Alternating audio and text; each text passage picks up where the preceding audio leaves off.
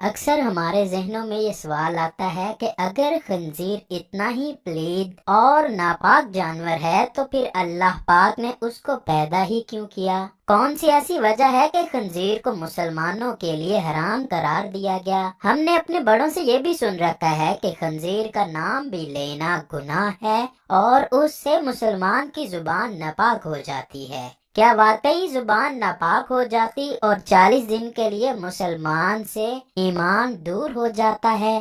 مغربی دنیا میں کیوں اس جانور سے بے پناہ پیار کیا جاتا ہے؟ یورپی یونین سور کے گوشت سے بنی اشیاء کو عام کرنے کے لیے کیوں تمام ممالک سے معاہدے کر رہا ہے؟ یہی وہ سوالات ہیں جن کو آج کے دور میں جاننا سب مسلمانوں کے لیے ضروری ہو گیا ہے۔ ناظرین گرامی، خنزیر وہ واحد جانور ہے کہ جس کو کبھی پسینہ نہیں آتا، جس کی وجہ سے اس کے زہریلے مادے خارج نہیں ہو پاتے، اور یہ عمر کے ساتھ ساتھ اس قدر زہریلا ہو جاتا ہے کہ اس پر جلد کوئی زہر اثر نہیں کرتا۔ یہ سبزی اور گوشت خور جانور ہے، لیکن بھوک لگنے پر دوسرے جانوروں کے ساتھ ساتھ اپنا فضلہ بھی کھا جاتا ہے۔ خنزیر کی پیدائش کا ذکر کرنے سے پہلے اس بات کا ذکر کرنا ضروری ہے کہ اسے حرام کیوں کیا گیا۔ ناظرین گرامی، اللہ پاک نے سورہ انعام کی آیت نمبر 145 میں فرمایا، آپ فرما دیجئے کہ میری طرف جو وحی بھیجی گئی ہے اس میں تو میں کسی بھی کھانے پر ایسی چیز کو جسے وہ کھاتا ہو حرام نہیں پاتا، سوائے اس کے کہ وہ مردار ہو یا بہتا ہوا خون ہو یا سور کا گوشت ہو، کیونکہ یہ ناپاک ہے یا نافرمانی کا جانور جس پر ذبح کے وقت غیر اللہ کا نام بلند کیا گیا ہو۔ پھر جو شخص بھوک کے باعث سخت لاچار ہو جائے، نہ تو نافرمانی کر رہا ہو اور نہ حد سے تجاوز کر رہا ہو، تو بے شک آپ کا رب بڑا بخشنے والا نہایت مہربان ہے۔ اس آیت کے علاوہ سورہ مائدہ کی آیت نمبر 3، سورہ بقرہ کی آیت نمبر 173 اور سورہ نحل کی آیت نمبر 115 میں بھی خنزیر کا گوشت کھانا اللہ پاک نے سختی سے منع فرمایا۔ حضرت جابر بن عبداللہ رضی اللہ تعالیٰ عنہ سے ترمذی شریف کی حدیث نمبر 1297 میں کچھ اس طرح روایت ہے کہ حضور اکرم صلی اللہ علیہ وآلہ وسلم نے فرمایا، اللہ اور اس کے رسول نے شراب، مردار، خنزیر اور بتوں کی پوجا کو حرام قرار دیا اور ان کی خرید و فروخت کو بھی۔ اب اس سوال کے جواب کی طرف چلتے ہیں کہ خنزیر حرام کیوں کیا گیا۔ ناظرین گرامی، جو قرآن کریم کی سورہ انعام کی آیت نمبر 145 بیان کی گئی ہے، اس میں اللہ پاک نے خنزیر کے حرام ہونے کی وجہ اس کی ناپاکی بتائی ہے، یعنی خنزیر اس قدر ناپاک اور غلیظ جانور ہے کہ اسے مسلمانوں پر حرام کیا گیا۔ یہ اس قدر بدبودار جانور ہے کہ مغربی دنیا نے اس کے جسم پر لگانے کے لیے مختلف قسم کی پرفیومز بنا رکھی ہیں، جنہیں وہ خنزیر کے جسم پر ملتے ہیں۔ اگر وہ ایسا نہ کریں تو وہ خود بھی اپنے پالتو کے پاس نہ کھڑے ہو سکیں۔ آپ کو اگر کسی خنزیر کے پاس جانے کا اتفاق ہوا ہو تو ہمیں کمنٹ سیکشن میں ضرور بتائیے گا کہ اس سے کس قسم کی بدبو آتی ہے۔ خنزیر نجس العین ہے۔ حضرت نوح علیہ السلام سے لے کر حضرت محمد صلی اللہ علیہ وآلہ وسلم تک تمام انبیاء خنزیر کو حرام قرار دیتے رہے، یہاں تک کہ جب حضرت عیسیٰ علیہ السلام نازل ہوں گے تو وہ خنزیر کو قتل کریں گے۔ خنزیر کے اندر عادات ذمیمہ یعنی بری خصلتیں پائی جاتی ہیں، جس کی وجہ سے اس کے کھانے والوں میں بھی اس کے اثرات منتقل ہوتے ہیں، اور یہ آپ خنزیر کھانے والے قوموں میں اچھی طرح دیکھ سکتے ہیں کہ کیسے وہ بے شرمی کی انتہا کو چھو رہے ہیں۔ خنزیر اپنی مادہ کے لیے خود دوسرے نر کو پسند کرتا ہے اور ان کو گھیر کر اپنی مادہ کے پاس لاتا ہے اور خود ہی ان دونوں کا ملاپ کرواتا ہے۔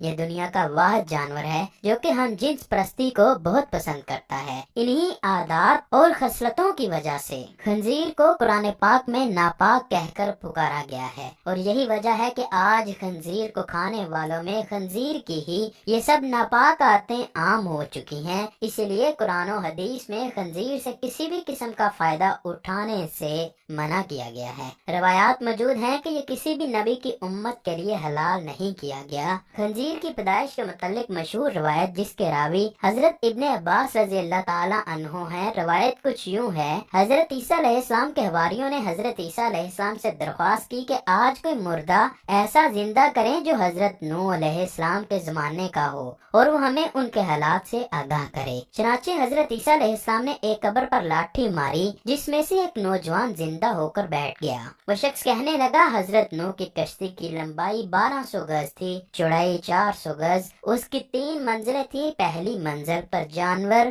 دوسری منزل پر انسان اور تیسری منزل پر پرندے تھے۔ اب جانوروں نے اپنے فضلے سے پہلی منزل پر اتنا گند ڈال دیا کہ بیماریاں پھیلنے کا خدشہ ہونے لگا، تو حضرت نوح علیہ السلام اللہ کے حضور سجدے میں گر گئے، تو اللہ پاک نے خنزیر نر اور مادہ دونوں کو پیدا فرمایا جو کہ ہاتھی کے قریب سے نمودار ہوئے۔ وہ فوراً گند اور جانوروں کا فضلہ اور وہ سب گند جو جانوروں کی وجہ سے وہاں پھیلا ہوا تھا کھا گئے، اور وہ سب گند انہوں نے ختم کر دیا۔ اسی لیے حضرت نوح علیہ السلام ہی وہ پہلے نبی تھے جنہوں نے اس کی پیدائش کے بعد جب دیکھا کہ اپنا اور دوسرے جانوروں کا فضلہ کھاتا ہے تو اس کو اپنی شریعت میں حرام قرار دے دیا۔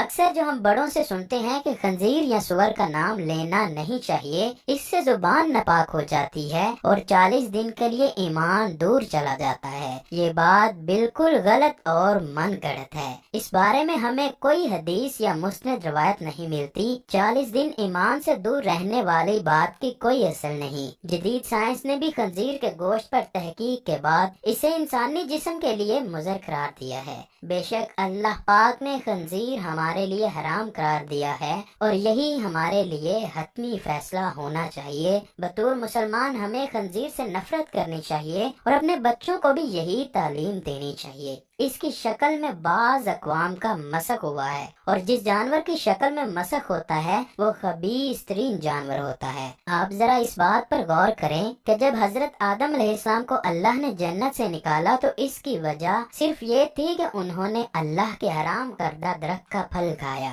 ہمیں اس درخت کی حرمت کے متعلق کوئی وجہ معلوم نہیں، اور نہ ہی حضرت آدم علیہ السلام کو اس درخت سے ممانعت کی وجہ معلوم کرنے کی کوئی ضرورت تھی، بلکہ اللہ تعالیٰ کا منع کر دینا ہی ان کے لیے کافی ہونا چاہیے تھا۔ بالکل اسی طرح ہمارے لیے اور دیگر تمام مومنوں کے لیے اتنا ہی کافی ہے کہ اللہ تعالیٰ نے خنزیر کو حرام قرار دیا ہے۔ قرآن پاک میں ارشاد باری تعالیٰ ہے، اور نہ کسی مومن مرد کو یہ حق حاصل ہے اور نہ کسی مومن عورت کو کہ جب اللہ اور اس کا رسول کسی کام کا فیصلہ یا حکم فرما دیں تو ان کے لیے اپنے اس کام میں کرنے یا نہ کرنے کا کوئی اختیار ہو۔